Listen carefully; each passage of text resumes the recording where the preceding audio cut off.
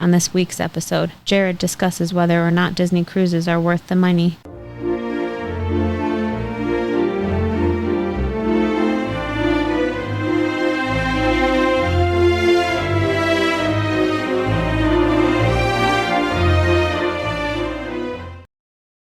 Welcome to this week's episode of A Dryer Dose of Disney. I'm your host, Jared Dryer, and today we're going to be following up on last week's episode where we talked about our review of our Disney cruise, and today we're going to be talking about our Disney cruises worth it. There's no question Disney is a more expensive cruise line, and that's the number one question we've been asked since we've gotten back from our cruise. But before we get started, I do want to ask, wherever you're listening to us or if you're watching us on YouTube, find that subscribe button, click pause and click that real quick. So that way you're going to get this content delivered into your inbox each and every single week. And then if you ever want our biggest Disney tip or trick, that's going to be found over at Patreon. And we've got a link in the podcast description below. And you're going to get access to that at our top level because it is the best tip or trick we've ever given out on this podcast ever. So you're definitely going to want to check that out if you're a big Disney person. In addition to that, we have a lot of other cool links down below. So check those out, from Mouse Dining that we absolutely love, where they can get you dining reservations at the coveted places in the parks, to our Etsy shop where we've got our I Can Do This All Day tip of the day gear, and then our condo. So we rent our condo out when we're not out there, and you can stay just a few miles from Disney World and get a really cool 3-bedroom place to stay out there that's inexpensive. So go check that out as well. But now that we've been back from our cruise, all of our friends and family have been asking us, okay, you love Disney. You guys do everything Disney. You buy clothes from Disney. You go to the parks all the time. Is a Disney cruise totally worth it? We're going to answer that for you at the end of this episode. But let me start by saying there's no question that this is the best cruise we've ever been on. So if you listened to our episode last week, we talked about the highlights of the ship. We talked about the great shows that we saw, all the awesome entertainment. The food was amazing. It was out of this world. And just the cool things that Disney does in general on their cruise ship. So we went on the Carnival Fantasy on an Eastern Caribbean cruise for a week. We had some friends go with us.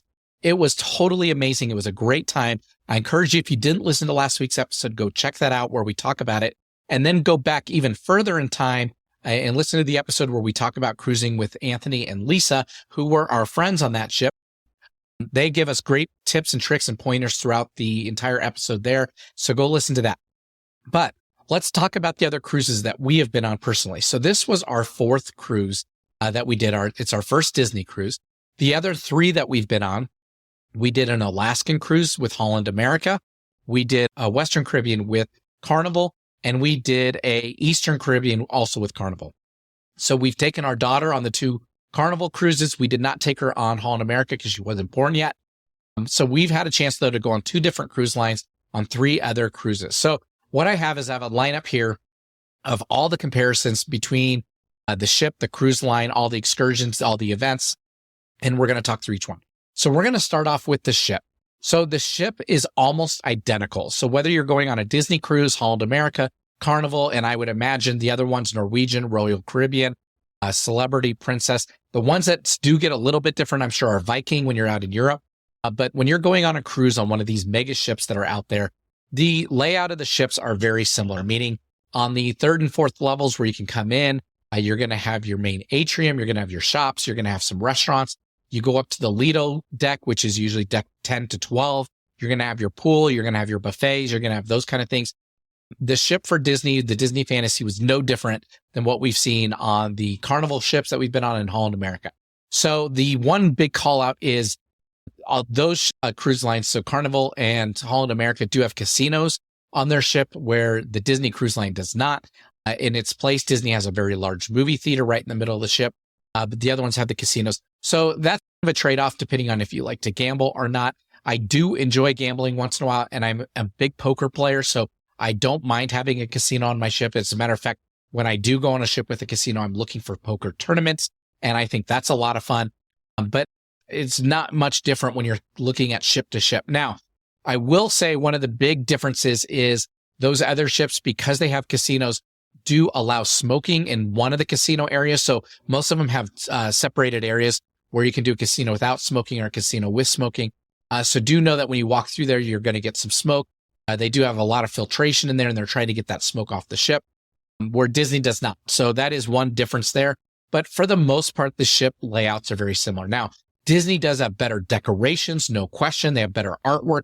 They have Disney music playing throughout the ship all across on every single level. That's amazing. I absolutely love that as well. So Disney does things like that. They add the little touches that are a little bit better, but the ship itself is very similar. Up on the pool deck, all the ships we've been on have a pool. They all have some kind of water slide. Now, obviously, Disney has the Aqueduct on the Disney Fantasy that we went on, which is the water roller coaster that takes you around the perimeter of the ship. So that's fun. But on the Carnival ships, they're also going to have the ropes courses. Now they have the roller coaster that's up on the side, where they've got the sky ride where you can pedal. So those are a little bit different. Now on Holland America, they didn't have all those things, mostly because they cater to an older crowd and they go up to Alaska and Europe quite a bit. But the ships themselves are very, very similar. Now the rooms, there's very little difference between the rooms that we've been in. We've always done a balcony room. Disney does have the split bathroom. That is a huge advantage for Disney because you don't get the split bathrooms on the other cruise lines, meaning that if somebody needs to use the restroom, they're going to be in there, locked in there, and that means someone can't be showering at the same time. Where at Disney, they are split, and you do have that ability. Our last cruise that we went on with Carnival, they called me right before and upgraded us to a suite. The room was slightly larger, not a lot larger, just a little bit larger, with a little bit of a larger bathroom. It wasn't that much different, so I can say at the end of the day, the suites aren't generally worth it unless you're getting like a really big family suite that sleeps more than 4. So I'd say there's very little difference in the rooms. The beds were all comfortable on every cruise we've been on. Disney did have the most comfortable bed just by a little bit, but for the most part, we've not had any problems with any of the beds. They've all been really good. Food is one area that was a little bit different. So all the cruises we've been on have had great food. No question about that. They all have the buffet. They all have the restaurants you can eat at. They all have extra restaurants you can pay to eat at. They all have the stands that you can eat different things at, meaning they may have like a sandwich bar or a burger bar or something like that. But the food is all really good. I will say the Disney quality of food was a little bit better in the restaurants for dinner, meaning they had lobster tail one night. That was phenomenal. They had really great desserts, really great soups. They had really just great food across the board. Now, on the Carnival and Holland America cruises, the food has always been really good. As a matter of fact, Holland America had really good food as well. Carnival was just a little bit of a step down in food. And some of the nights in the restaurants, you'd get the same food that they had up at the buffet. They just prepared it a little differently or served it to you. You could go get your meatloaf. You could go get mashed potatoes or other vegetables. It would all come on one plate together with gravy on it. So the food on Carnival between the buffet and the restaurants is very comparable. It's not a huge difference. Like at Disney where you're going to get lobster on one of the nights. So the food on Disney was just a little bit better than what we saw on the others, but they're all pretty comparable. Now, I will say a call out that I really did appreciate about Carnival is now that Carnival has partnered with Guy Fieri, they've got his burger bar. They've got a barbecue place on the last ship that we were on, but having the burger place and the barbecue place are awesome additions and the food there is incredible. So you can change up cuisine on your own choosing on Carnival, where at Disney, you're kind of subjected to their buffet and to their restaurant, what's on the menu. Same with Holland America. So a little bit more of a selection on a Carnival than the others. Entertainment. Now, again, I said this on the last episode, Disney does the best entertainment out there. That's what they're known for. So their shows are amazing. They're Broadway quality, great singers, great stuff happening on those. However, their lineup that we saw on our cruise wasn't super unique, meaning we saw Aladdin, we saw Frozen. We have seen those shows before. Even on Broadway, we've seen them at the Disney parks. So they were a lot of fun. They're very familiar to us. I like going and seeing something totally unique, something I've never seen before. And on Holland America and on Carnival, I got that every single night. Usually on those cruises, they have a group that does the show every single night and they change it up every night. Now, what you see more often than not is some kind of musical review, meaning they'll do all 80s music, or they may do all Elton John songs or all Billy Joel. They'll use that as a central theme to the show. And they'll do, like I said, a musical review where they sing through the show and highlight different singers in their group. So those are always a lot of fun. They're a lot of energy, but they're not familiar. They're not what you've seen like on the Disney cruises, except for you maybe know the songs. On Carnival, they also do like a family game night one night, which is a lot of fun. They've got the different comedy acts in the different locations throughout the ship. So they may have a bar where they do a comedy act in the afternoon, and then they may do it on the main stage at night. So those are a lot of fun. So I think it's a trade-off. Disney definitely has better quality of entertainment, It's definitely more kid friendly. Now, don't get me wrong. The other cruise lines aren't using foul language. They're not using any indecent or anything like that. But the songs are very secular. The songs may be about relationships or about love, where Disney's going to be very kid friendly. So there is a difference there. And then obviously Disney's a lot more familiar. So that's your trade-off. Ports and excursions. So we did 3 ports with Disney. We went to the British Virgin Islands, the U.S. Virgin Islands, and Castaway Cay, their private island. We have done everything from Roatan to Cozumel to Belize to Grand Turk, Jamaica, Grand Cayman. I'm trying to think of all the places we've been to. There's so many places that we've done. And then obviously our Alaskan cruise, which was amazing. What we found was the Carnival and Holland America cruises had better excursions and better port experiences.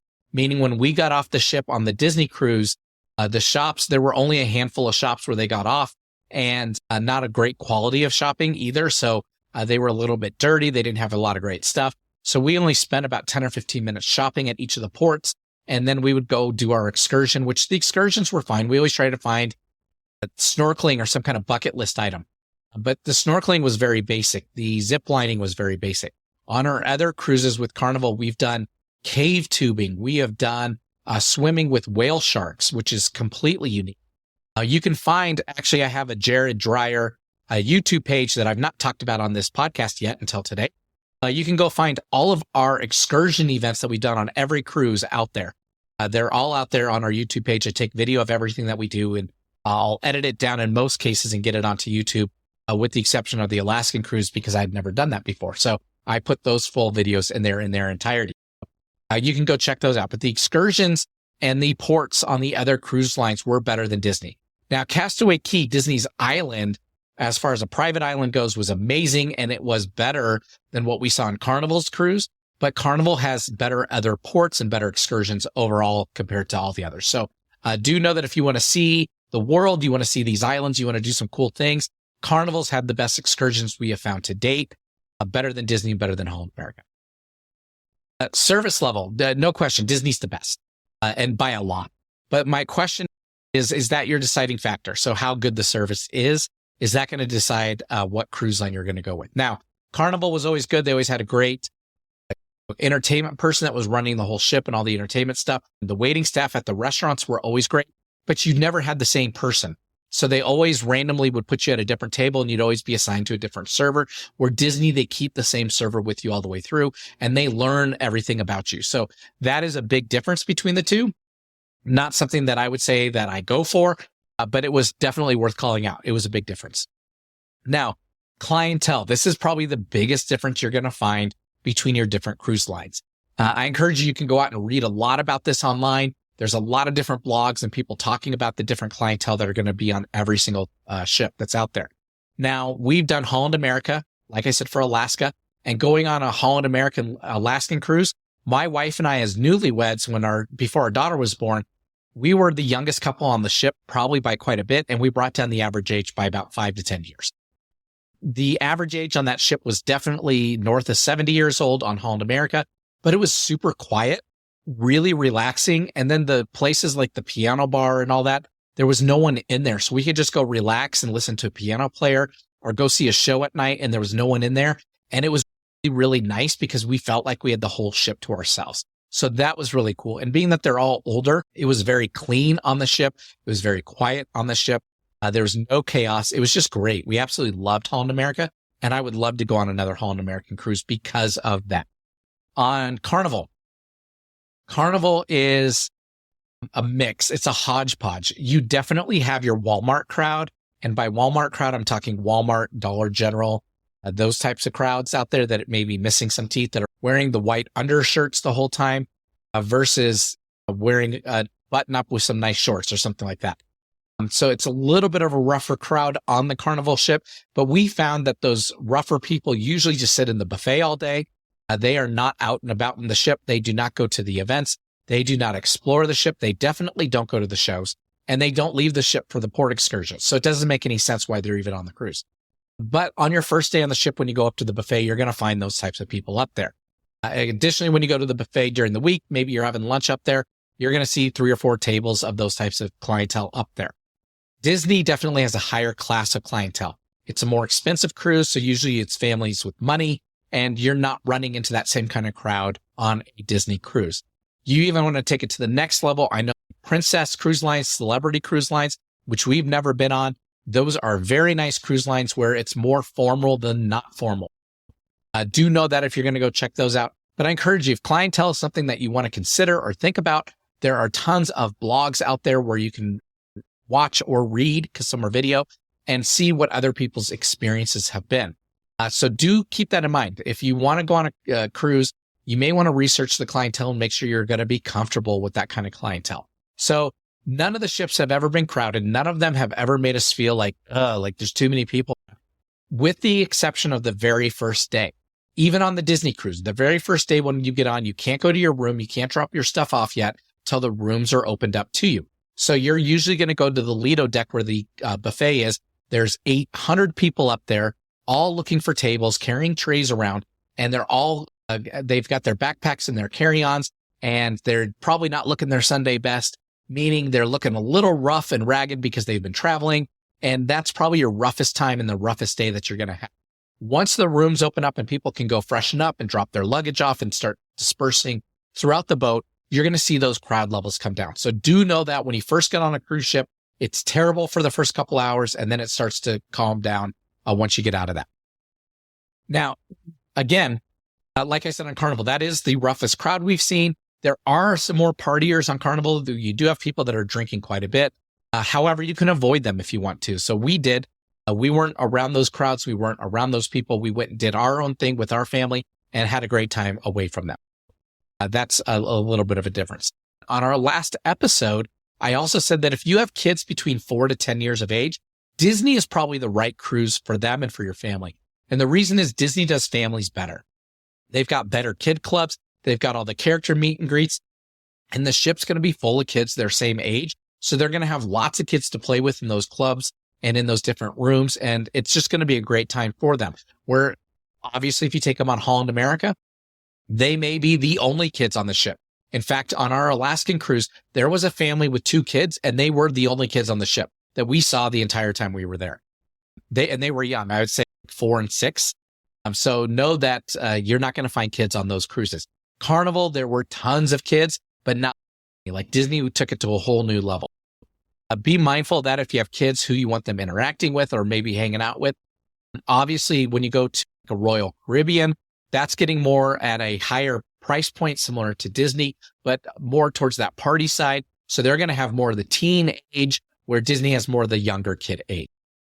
Those are also things to consider based on the age of your kids. So again, go Google it all. Go check out all the other blogs and posts that are out there.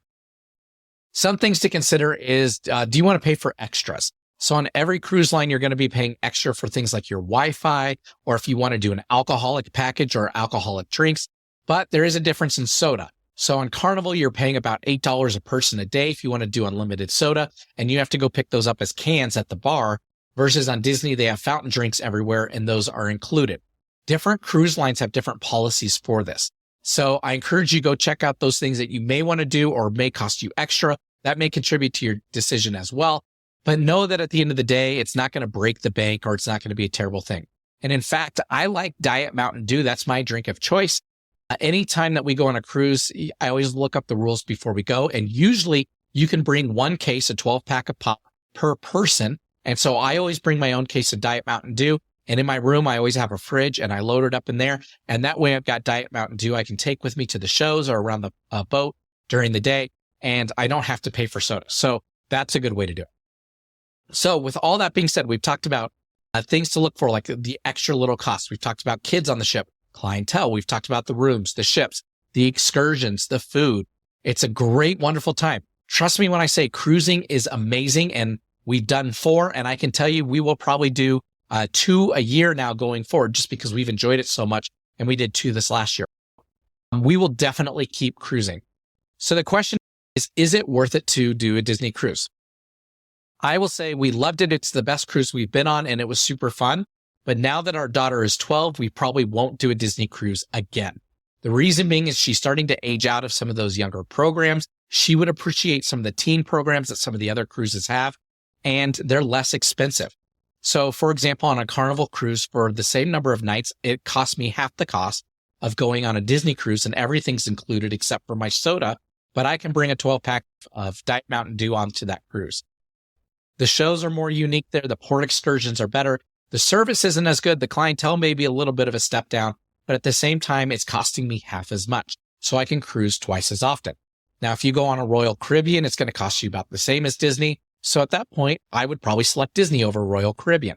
If I want to go super elite and I'm going to go celebrity or princess, I may leave my daughter at home for those just because those are a little bit high end and those are going to be more expensive, but I'm probably going for that experience. So I want to encourage you, weigh while you're going, meaning weigh it out. Am I going to see different places? Am I going for the kids stuff? Am I taking my kids even? We know a lot of people that don't take their kids on cruises. Am I going for the dining? Am I going for the drinking? Am I going for the casino? Because maybe that's something like we talked about earlier that you want. Think about all those things and then evaluate, is it worth the cost? For me, I can tell you, we've had a great time on Carnival. It's half the cost and they have awesome things to do on that boat just as much as Disney does. They partner with Dr. Seuss, so they've got all the little kid stuff as well. So we will probably continue to do that going forward, is to go on the Carnival. Now, I always do shop multiple cruise lines whenever we're looking for a trip, just to see if there's a deal out there and try to get something a little bit more elite. But we've always had a lot of fun and they have great port excursions. So that is a top consideration of ours. For us, we've decided a few years ago, as we go on these cruises, we want to knock out some of our bucket list things, meaning we want to see new places or places that we want to go to. But like I said earlier, we went swimming with whale sharks, and that was on my bucket list. I love marine life. You can see my aquarium here behind me. I absolutely love sharks. I studied sharks in college, and my goal has been to do a dive or swim with all the different shark species.